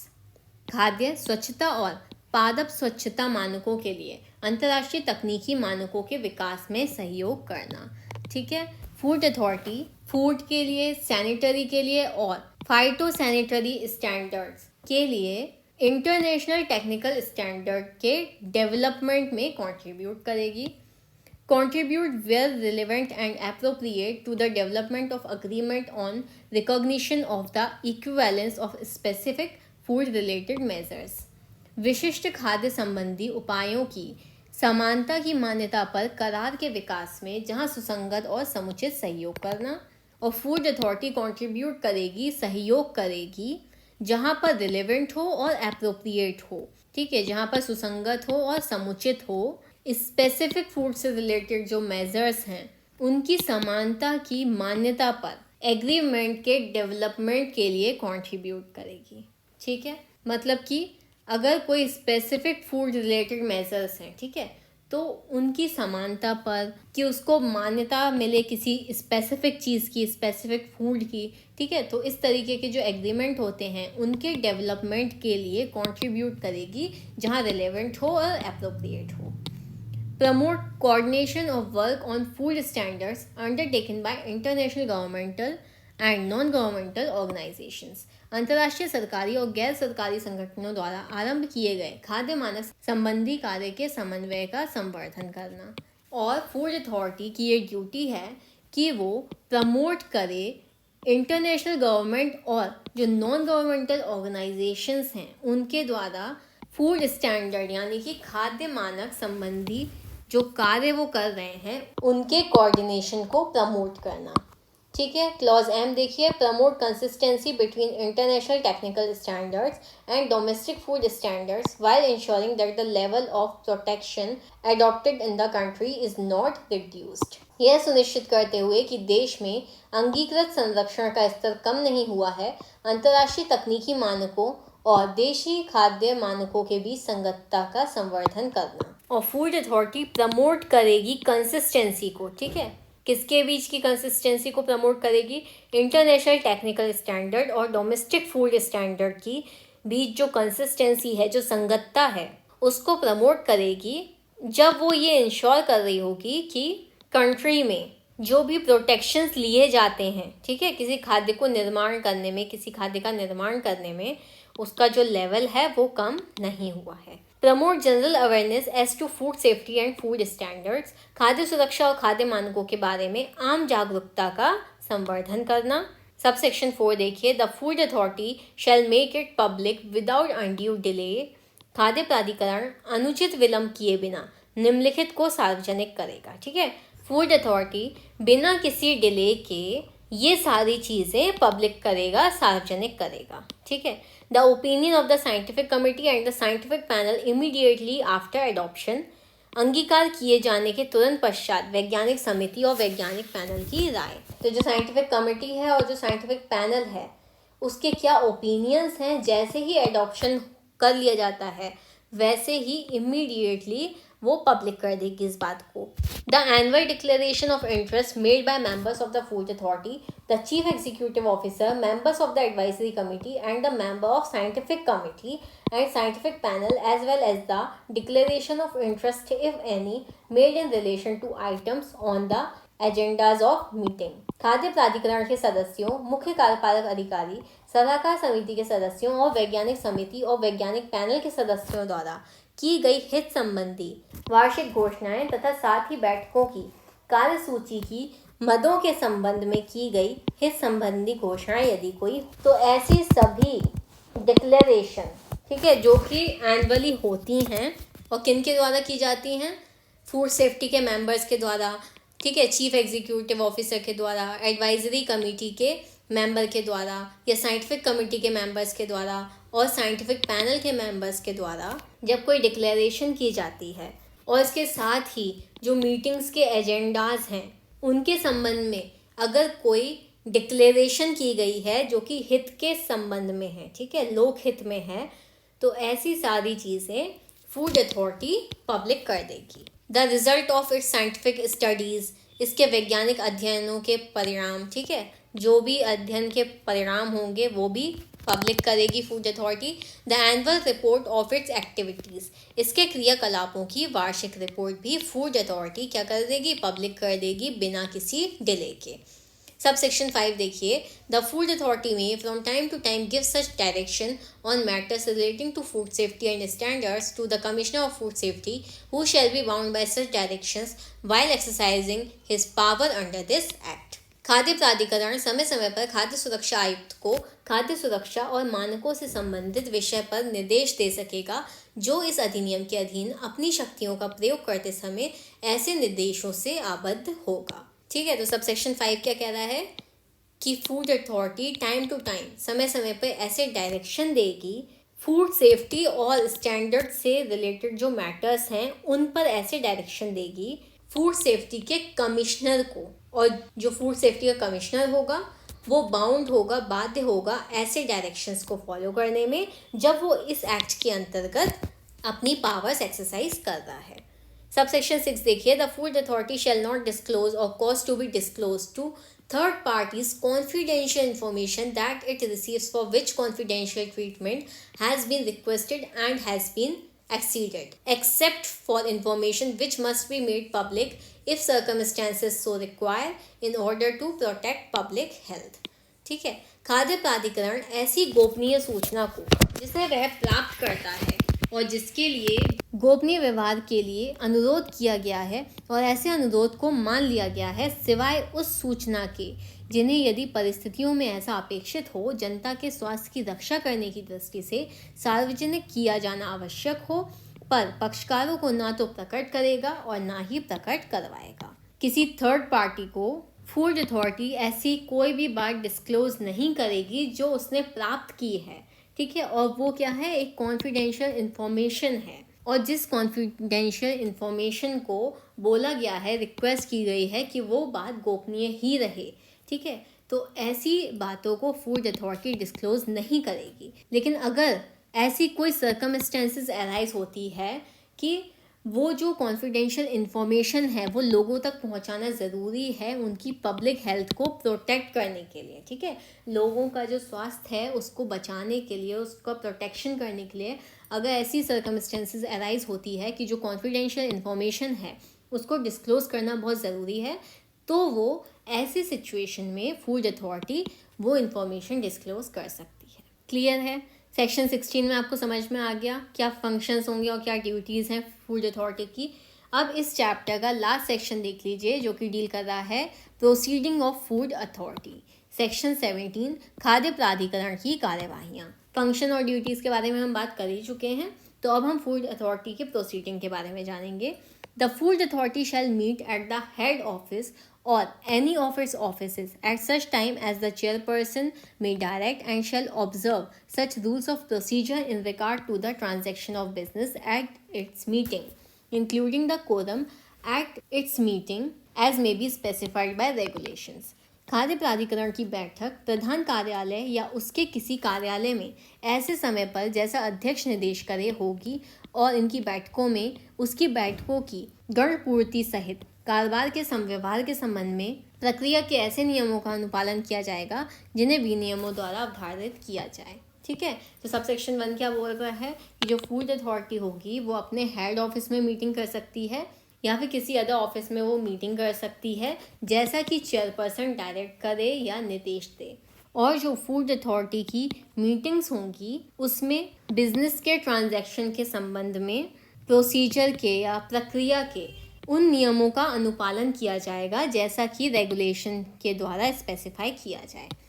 Subsection 2 देखिए, if the chairperson is unable to attend a meeting of the food authority any other member nominated by the chairperson in this behalf and in the absence of such nomination or where there is no chairperson any member chosen by the members present from amongst themself shall preside at the meeting. Subsection 2 क्या कह रहा है, यदि अध्यक्ष खाद्य प्राधिकरण की बैठक में उपस्थित होने में असमर्थ है तो इस निमित्त अध्यक्ष द्वारा नाम निर्दिष्ट कोई सदस्य और ऐसे नाम निर्देशन के अभाव में या जहां कोई अध्यक्ष नहीं है वहां उपस्थित सदस्यों द्वारा अपने में से चुना हुआ कोई सदस्य बैठक की अध्यक्षता करेगा, ठीक है। तो सबसेक्शन 1 तो ये कह रहा था कि जैसा चेयरपर्सन डायरेक्ट करेगा उसके अकॉर्डिंग मीटिंग होगी, ठीक है। अब सबसेक्शन 2 ये कह रहा है कि अगर चेयरपर्सन उस मीटिंग को अटेंड नहीं कर पा रहा है, उसे अटेंड करने में अनेबल है, ठीक है, प्रेजेंट नहीं है उस मीटिंग में, तो अगर चेयरपर्सन ने किसी मेंबर को नॉमिनेट किया होगा तो उसके बिहाफ पे वो मेंबर जो होगा वो एज अ चेयरपर्सन मीटिंग को ऑर्गेनाइज करवा सकता है, या अगर ऐसा कोई नॉमिनेशन भी नहीं किया गया है चेयरपर्सन के द्वारा तो जो मेंबर्स होंगे उस मीटिंग में, ठीक है, जो सदस्य होंगे उन्हीं सदस्यों के द्वारा किसी एक मेंबर को चुन लिया जाएगा और वो ही मीटिंग की अध्यक्षता करेगा। सबसेक्शन 3 देखिए, all questions which come up before any meeting of the food authority shall be decided by a majority of votes of the members present and voting and in the event of an equality of votes the chairperson or the person presiding over the meeting shall have the right to exercise a second or casting vote. ऐसे सभी प्रश्नों का जो खाद्य प्राधिकरण की किसी बैठक के समक्ष आते हैं उपस्थित और मत देने वाले सदस्यों के बहुमत द्वारा विनिश्चय किया जाएगा और मतों के बराबर होने की दशा में अध्यक्ष या बैठक की अध्यक्षता करने वाले व्यक्ति को निर्णायक मत देने का अधिकार होगा।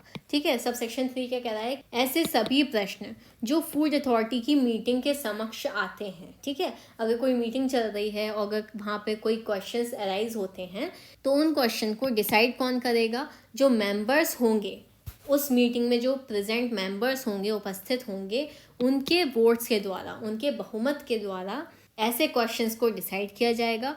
और अगर ऐसी सर्कमस्टेंसेस है कि जो मत हैं, ठीक है, वो बराबर हैं, तो चेयरपर्सन या कोई अदर पर्सन, जैसा कि सबसेक्शन 2 में बताया कि अगर चेयरपर्सन प्रेजेंट नहीं हो पाता है मीटिंग में तो वो किसी अदर पर्सन को नॉमिनेट कर सकता है, या जो मेंबर्स हैं वो ही चूज़ कर सकते हैं कि कौन अध्यक्षता करेगा मीटिंग की।